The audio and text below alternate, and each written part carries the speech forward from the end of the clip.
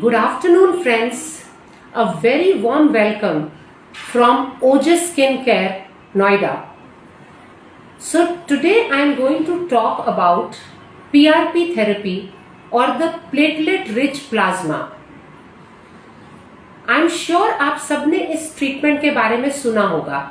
At least hair fall के लिए अगर आप कहीं भी चेक करेंगे तो आई थिंक पीआरपी को ऐसे पोर्ट्रे किया जाता है जैसे this is the magic treatment. आप पीआरपी करवाएंगे and everything will get sorted out. So now before while people are joining in, let me tell you something about PRP. इसको हटा दें. सुनो, पीआरपी एक बहुत पुरानी ट्रीटमेंट है. ये सबसे पहले स्पोर्ट्स मेडिसिन में यूज की गई थी. उसके बाद ये डेंटिस्ट्री में बहुत यूज की गई. This is being used in sports medicine for more than 20-25 years now. Skin में लास्ट 5 ईयर्स में, इनफैक्ट लास्ट 10 ईयर्स में आई वुड से ये बहुत पॉपुलर हो गई है. So we have a question here, doctor, what is PRP? So I am coming to that. PRP is platelet rich plasma.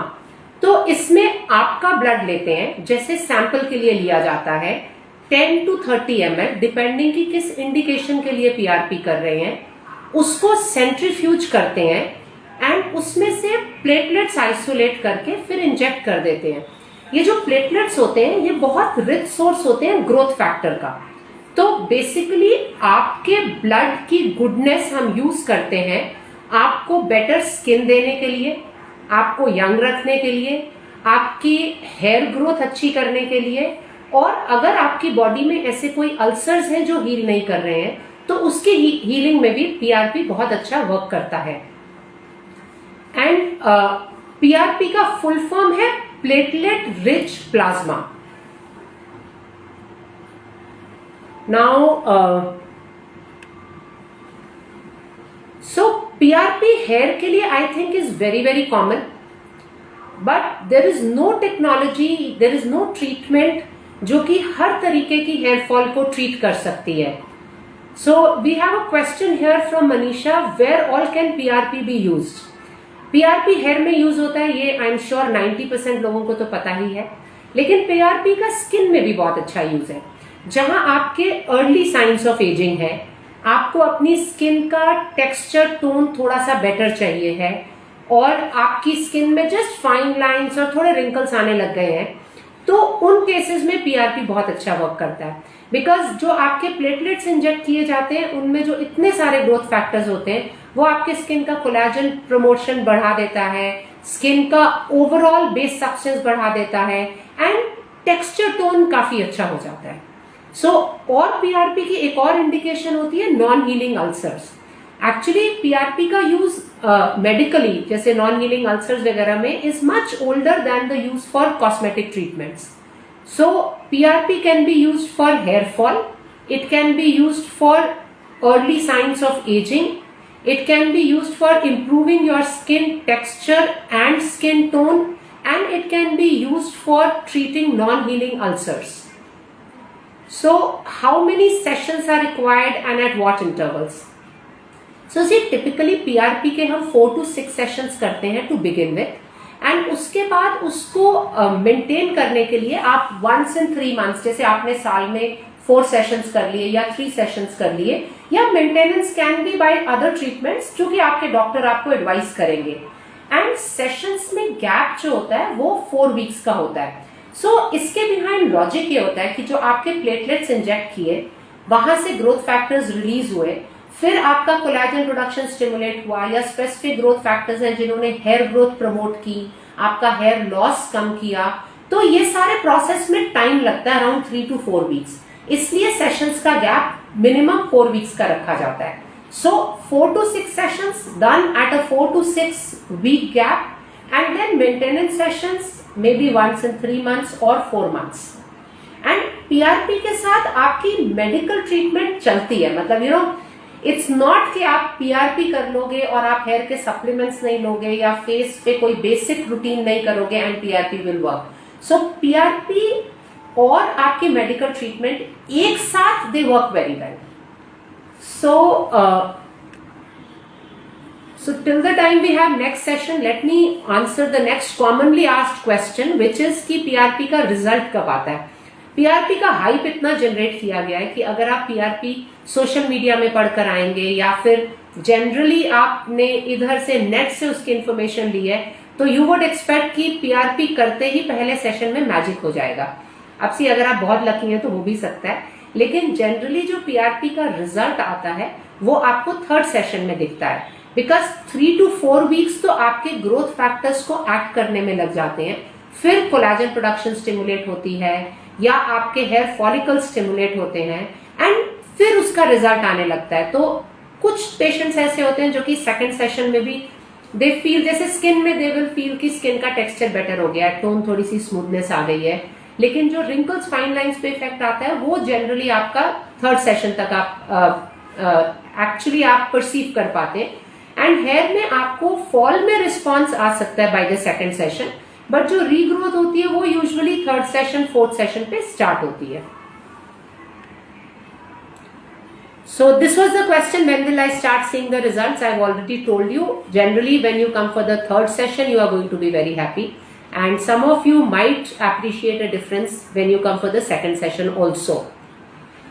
So Summer has amazing results with PRP. Yes, most of the people have very good results with PRP, but see PRP is something जो कि जब आप medical treatment के साथ use करते हैं बहुत अच्छा वर्क करता है. It is a procedure which should be done by a doctor in a clinic setup or a hospital setup, because आपका ब्लड है, आप में ही इंजेक्ट होना है, लेकिन कोई भी चीज जो इंजेक्ट होनी है उसकी स्टेरिलिटी बहुत अच्छी मेंटेन करनी जरूरी होती है. सो नाउ अदर क्वेश्चंस जो PRP के लिए कॉमनली पूछे जाते हैं आर कि is PRP painful? Yes it is. You know, actually no pain no gain holds very true for PRP. हम लोकल एनेस्थेटिक लगाते हैं, हम आपको ब्लॉक्स भी दे सकते हैं, तो काफी कंफर्टेबल कर सकते हैं प्रोसीजर को, but still PRP is not a painless procedure. एक जो और बहुत कॉमनली आस्क्ड क्वेश्चन होता है, is PRP safe? So PRP ना पॉपुलर इसलिए हो रहा है because it is autologous. Autologous मतलब आपका ब्लड लिया, उसमें से एक तरह से आप सोचें तो ग्रोथ फैक्टर्स निकाले और आप में इंजेक्ट कर दिया. So it is very safe if done in the right environment. It has to be done in a medical setup, right? Can everybody do PRP? So there is no treatment which everybody can do, but you know luckily for PRP ये एक ऐसा treatment है जो आप doctor advice से ही करेंगे. तो doctor आपको गाइड कर देंगे कि आप कर सकते हैं PRP या आप नहीं कर सकते हैं PRP. सो जैसे कुछ मेडिसिन होती हैं जो अगर आप ले रहे हैं तो आपका PRP नहीं होना चाहिए. कुछ मेडिकल कंडीशंस होती है जिनमें PRP नहीं होता. ऑल्सो जो स्मोकर्स होते हैं उनमें यूजुअली जो प्लेटलेट्स का टाइप होता है वो इतना अच्छा नहीं होता, ग्रोथ फैक्टर्स बहुत अच्छे नहीं मिलते. सो मेजॉरिटी लोगों में PRP हो सकता है, लेकिन कुछ केसेस होते हैं जहां नहीं हो सकता, एंड वो आपके डॉक्टर आपको एडवाइस करेंगे. So does it work in tennis elbow? Yes, as I told you, sports medicine is where it was started and orthopedicians बहुत करते हैं, but tennis elbow and all is orthopedicians का फील्ड. This is not something which dermatologist do. When can I resume daily activity after PRP? See, PRP during the procedure थोड़ा सा आपको pen कर सकता है, एंड ये जो पेन है मतलब जैसे PRP का जो आप प्रोसीजर देखोगे ना, टोटल टाइम तो 1 आवर लगता है, बिकॉज आपका ब्लड लिया, उसे सेंट्रीफ्यूज किया, उसे इंजेक्ट किया, लेकिन जो पेन वाला पार्ट है that is just those 5 minutes जब हम इंजेक्ट करते हैं. एंड उसके बाद जो PPP एक प्लेटलेट पुअर प्लाज्मा का कंपोनेंट होता है वो इलेक्ट्रोपोरेशन से डिफ्यूज किया जाता है, जिस टाइम तक आप कंफर्टेबल हो जाते हो. कुछ लोग ऐसे होते हैं जिनको PRP के बाद थोड़ा सा हेडेक या फेस पे सोरनेस लगती है, बट वी रेकमेंड कि आप पेन किलर्स ना लें बिकॉज ये अपने आप से चला जाता है. But you can resume your daily activity immediately after the procedure also. After what age can I start taking PRP? So see PRP में ना more than as it is your condition. अगर हम स्किन पीआरपी की बात करें तो skin PRP अब बहुत कंडीशंस में यूज होता है। अर्ली साइंस ऑफ एजिंग में यूज होता है, फेस की पिगमेंटेशन के लिए यूज होता है, एक्ने स्कार्स के लिए यूज होता है, बाकी टाइप ऑफ स्कार्स के लिए यूज होता है। तो पीआरपी बेसिकली डिपेंड करेगा कि आपकी इंडिकेशन क्या है, उसके हिसाब से एज डिसाइड होगी। अगर हेयर का पीआरपी हो रहा है तो वो हेयर थिनिंग के लिए हो रहा है या हेयर फॉल के लिए हो रहा है, तो उस हिसाब से आपकी इंडिकेशन के हिसाब से होगा। पर से PRP can be done whenever it is needed on your skin or your hair and your doctor will decide कि कब करना चाहिए। And another thing while we are on it, so PRP as a standalone therapy आपको नहीं करना चाहिए। So you know, साथ में कुछ मेडिकल एडवाइस, जैसे अगर आप फेस का पीआरपी कर रहे हैं तो अगर आप फेस पे सनस्क्रीन नहीं यूज कर रहे हैं, आपका राइट मॉइस्चराइजर नहीं है, कोई बेसिक सेरम नहीं यूज कर रहे, तो पीआरपी का रिजल्ट अगर आएगा भी तो बहुत लंबा नहीं रहेगा। तो PRP combined with a good routine for the skin, and अगर आप हेयर के लिए कर रहे हैं तो साथ में जो सप्लीमेंट्स की रिक्वायरमेंट है, वो चाहे लगाने के सप्लीमेंट्स हैं चाहे खाने के सप्लीमेंट्स हैं, वो कॉम्बिनेशन में पीआरपी होना चाहिए।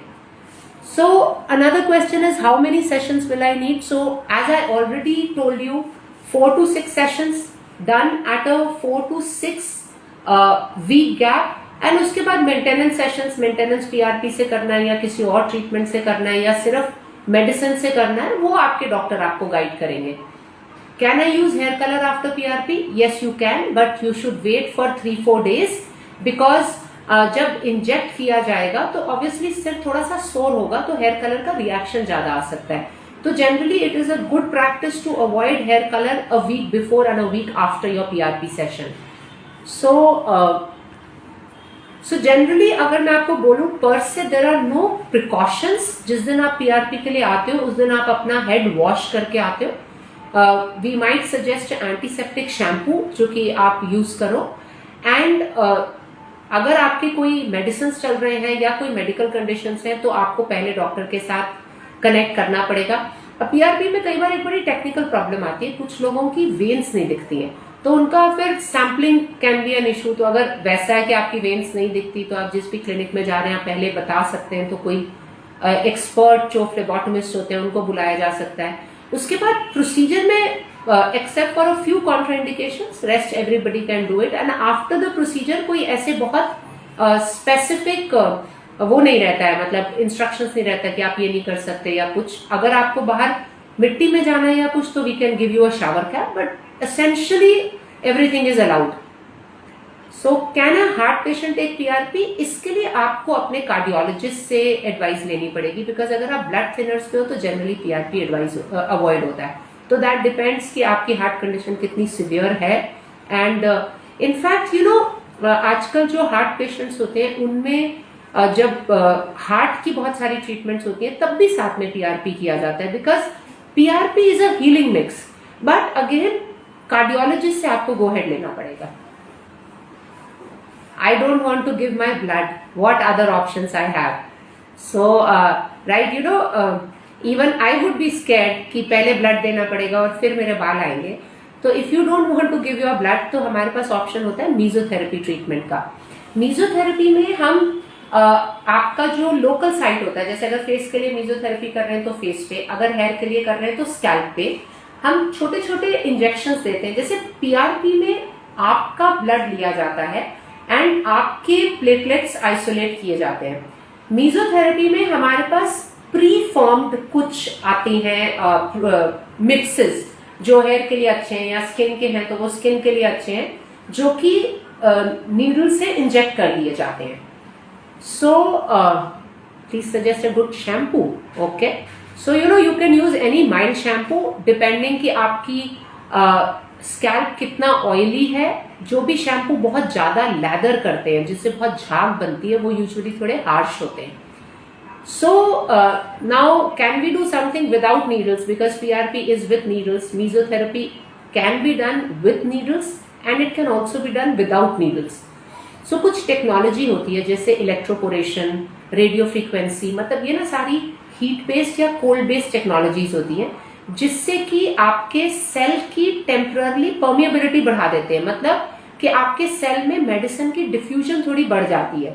तो मीजोथेरेपी के ही जो प्रोडक्ट्स आते हैं, जो कि कमर्शियली अवेलेबल प्रोडक्ट्स होते हैं, वो हम आपके एरिया पे, जो भी एरिया स्किन है, हेयर है, उस पे लगा के इलेक्ट्रोपोरेशन या रेडियो फ्रीक्वेंसी से करते हैं, जिसको नीडललेस मीजोथेरेपी बोला जाता है।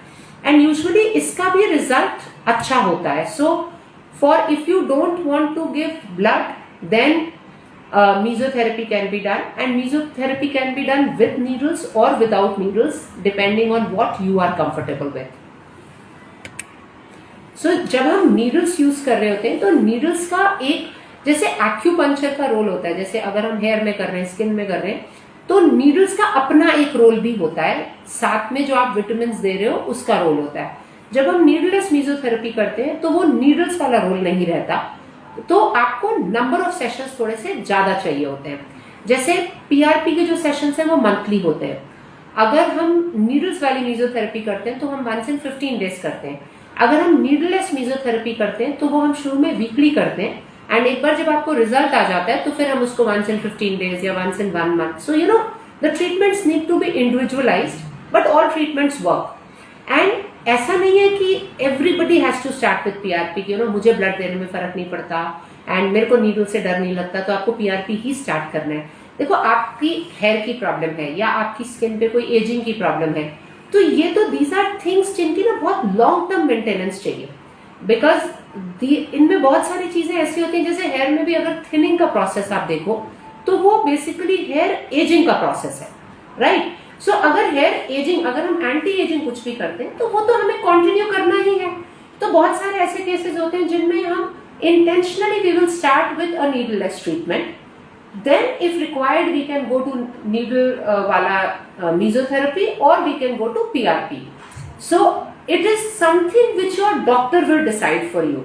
So before deciding to go in for any of these treatments, you should go and discuss with your doctor that what would be best for you. आप अभी किस स्टेज में हैं, आपकी कितनी स्किन एजिंग है, आपकी हेयर में थिनिंग कितनी है, या आपकी सिर्फ हेयर फॉल हो रही है, तो उसके हिसाब से आपके लिए ट्रीटमेंट कस्टमाइज किया जा सकता है। ट्रीटमेंट्स काफी सारी हैं। सो नीडलेस मेसोथेरेपी के लिए अगर हम बात करते हैं how frequently and how many sessions, तो शुरू में हम वीकली सेशंस करते हैं। तो मे बी आप 1 month में 4 सेशंस आप सोचो कि आप करोगे। हर सेशन में अराउंड 15 to 20 मिनट्स का टाइम लगता है, and there is no pain whatsoever during the session.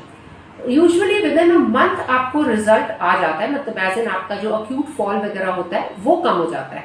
जो थिनिंग है और हेयर थिक होना है, जैसे आपको लगता है कि मेरी मांग चौड़ी हो गई है या आपको लगता है मेरे बॉल्ड पैचेस आ गए, उसमें थोड़ा टाइम लगता है। तो हम वीकली सेशंस के बाद फिर हम 1 in 15 डेज कर देते हैं फॉर 2 months, एंड फिर 1 in a month हम ये सेशंस कंटिन्यू करते हैं। अगर वीकली सेशंस में हमें लगता है कि आपको इंप्रूवमेंट नहीं आई, तो हम we will relook your medicine. कुछ मेडिसिन चेंज करनी है वो मेडिसिन चेंज करेंगे, कुछ आपके ब्लड टेस्ट करवा के अगर कुछ ऐड करना है तो वो करवाया जाएगा, एंड फिर अगर हमें लगता है कि this much is not enough, we can go on to other treatments. So is hair mesotherapy as effective as PRP? See every treatment has a different role, you know, and it depends कि हम किस stage पे शुरू कर रहे हैं। And अगर हम हेयर की बात करें तो there would be a stage where even PRP would not be enough, जब आपको ट्रांसप्लांट ही चाहिए होगा। तो डिपेंड करता है कि आपकी थिनिंग किस स्टेज की है, आपकी फॉल किस स्टेज की है, एंड बेसिक डिफरेंस ये है कि पीआरपी में आपको 1 in a month करना है, आपको 4 to 6 सेशंस करने। अगर हम मेसोथेरेपी की बात करते हैं, अगर वो हम विद नीडल्स कर रहे हैं तो हम 1 in 15 डेज करेंगे, नीडलेस कर रहे हैं तो हम शुरू में वीकली करेंगे, एंड उसमें usually we will talk of somewhere around 10 to 13 sessions. But yes, finally, they all work. But there is no treatment which, you know, guarantee दे सकते हैं कि it will work in all. But for majority, it works. So, if we are done with the questions, I would just summarize what we have talked about till now. हमारा topic आज का था platelet rich plasma या PRP treatment. सो इसमें PRP हम use करते हैं skin पे, हेयर पे और नॉन हीलिंग अल्सर्स पे। Basically it's a very good healing mix. So PRP is used by orthopedicians, PRP is used by sports medicine people, PRP is used by dentist, and अब PRP is used by orthopedicians. Almost all ortho surgeries PRP is being done. Internationally तो बहुत पहले से हो रहा है, India में भी अब होने लग गया है। पीआरपी में बेसिकली प्रोसीजर क्या होता है कि आपका ब्लड लिया जाता है, जैसे कि हम सैंपल के लिए आपका ब्लड आप देते हो, उसी तरह से पीआरपी के लिए ब्लड लिया जाता है। उसके बाद उसको सेंट्रीफ्यूज करके हम उसको प्रिपेयर करते हैं, एंड उसके बाद जो आपका एक प्लेटलेट रिच प्लाज्मा होता है जिसको पीआरपी बोला जाता है, उसको इंजेक्ट किया जाता है आपके कंसर्न्ड एरिया पे। प्लेटलेट्स हमारे बहुत रिच सोर्स होते हैं ग्रोथ फैक्टर्स के। So I think growth factors is a term which everybody would understand कि मतलब ये अब जो हमारे अंदर स्किन में कोलाजन बनना है, जो हेयर की रीग्रोथ होनी है, बहुत कॉम्प्लेक्स सा प्रोसेस होता है, तो बहुत सारी चीजें इसमें इन्वॉल्व होती हैं। तो आप समझ सकते हैं कि पीआरपी में आपके ब्लड की गुडनेस हमने यूज कर ली आपका हेयर स्किन को हेल्दी और यंग रखने के लिए। सो प्रोसीजर वाइज उसके बाद उसको इंजेक्ट किया जाता है, एंड पीआरपी में 3 कंपोनेंट्स बनते हैं आपके ब्लड के। एक पीआरपी होता है, एक पीपीपी होता है, प्लेटलेट पुअर प्लाज्मा, वो भी वेस्ट नहीं किया जाता, उसको इन्फ्यूज कर देते हैं, वो इमीडिएट ग्लो देने में हेल्प करता है। उसको अगेन जैसे मैं आपको नीडलेस मेसोथेरेपी बता रही थी कि इलेक्ट्रोपोरेशन रेडियो फ्रीक्वेंसी से होती है, उन्हीं टेक्नोलॉजी से उसको हम आपके स्किन में हेयर में डालते हैं, एंड जो आरबीसी वाला कंपोनेंट होता है वो डिस्कार्ड कर दिया जाता है। पूरे प्रोसीजर में अराउंड 45 मिनट्स टू 1 आवर लगता है। हम एनेस्थेटिक क्रीम यूज करते हैं, जिनको बहुत ज्यादा पेन होता है उनको हम ब्लॉक्स यूज करते हैं, लेकिन पीआरपी में थोड़ा पेन होता है, मतलब it is not a painless procedure, right. So 1 hour लगता है। 4 to 6 वीक्स के गैप पे सेशंस रिपीट किए जाते हैं। 4 to 6 सेशंस करते हैं हम। सपोजिंग आपके पास 3 ही सेशंस का टाइम है तो आप 3 सेशंस कर सकते हो, एंड उसके बाद मेडिकल ट्रीटमेंट ऐड की जाती है। अब आपका जैसे ही हेयर फॉल शुरू होता है, PRP is not the first line of treatment. तो ऐसा नहीं है कि मेरा फॉल हो रहा है मैं पीआरपी करवा लूं। आपका फॉल हो रहा है तो पहले कॉज देखा जाता है। बहुत सारी मेडिसिन होती हैं जो कि एसेंशियली सप्लीमेंट्स वगैरह होते हैं, जिनसे कि आपको अच्छा रिस्पॉन्स आ सकता है, राइट। एंड अगर आपको नहीं इससे रिस्पॉन्स आ रहा तो फिर हम नीडलेस मेसोथेरेपी या पीआरपी कुछ भी ऐड कर सकते हैं। अब अगर सपोजिंग आपके 4 महीने में शादी है एंड आपको बहुत अच्छी ग्रोथ चाहिए, तो वहां पे हम मेडिकल ट्रीटमेंट्स के साथ पीआरपी भी ऐड कर सकते हैं, there is no problem. But see, it is not the go to treatment कि बस बाल गिर रहे हैं तो पीआरपी करना है, बट स्किन में मुझे कुछ लग रहा है तो मुझे सिर्फ पीआरपी करना है। आपके डॉक्टर आपके लिए डिसाइड करेंगे कि आपको पीआरपी करना है कि आपको पीआरपी नहीं करना है। 4 to 6 सेशंस करने के बाद आप उसे 1 in 3 months या 1 in 4 months कर देते हो, क्योंकि पीआरपी के भी आप सेशंस करते ही नहीं जा सकते, क्योंकि जब आपको नीडलिंग वगैरह हो रही है तो थोड़ा बहुत फाइब्रोसिस हो सकता है, आपको इवेंचुअली अगर हेयर ट्रांसप्लांट की जरूरत पड़ती है, तो ऐसा नहीं कि आप मंथली सेशन साल के लिए करते रहोगे। आप 4 से 6 सेशन करो, उसके बाद आप उसको 1 से 2 months 3 months। And PRP is a medical procedure जिसमें कि ब्लड इन्वॉल्व होता है, तो ये एक मेडिकल सेटअप में होना चाहिए, मतलब एक डॉक्टर के साथ होना चाहिए, तो वो आपको इन सब चीजों के लिए अच्छे से गाइड कर देंगे। पीआरपी हेयर थिनिंग के लिए बहुत अच्छा वर्क करता है। पीआरपी हेयर रीग्रोथ के लिए बहुत अच्छा वर्क करता है। पीआरपी हेयर फॉल बहुत सारे कॉजेज होते हैं, मेजॉरिटी ऑफ द कॉजेज के लिए बहुत अच्छा वर्क करता है। जब हम स्किन के लिए बात करते हैं तो PRP early signs of ageing को रिवर्स करने में बहुत हेल्प करता है। तो अर्ली साइंस ऑफ एजिंग होते हैं जैसे फाइन रिंकल्स आना शुरू हो रहा है, आप स्किन को ऐसे रखते हो तो आपको लगता है कि बहुत लाइंस आ रही हैं, आपके फेस पे स्कार्स हैं तो एक्ने स्कार्स पे इट विल वर्क वेल, आप टेक्सचर टोन इवननेस चाह रहे हो उस पे वर्क अच्छा करता है।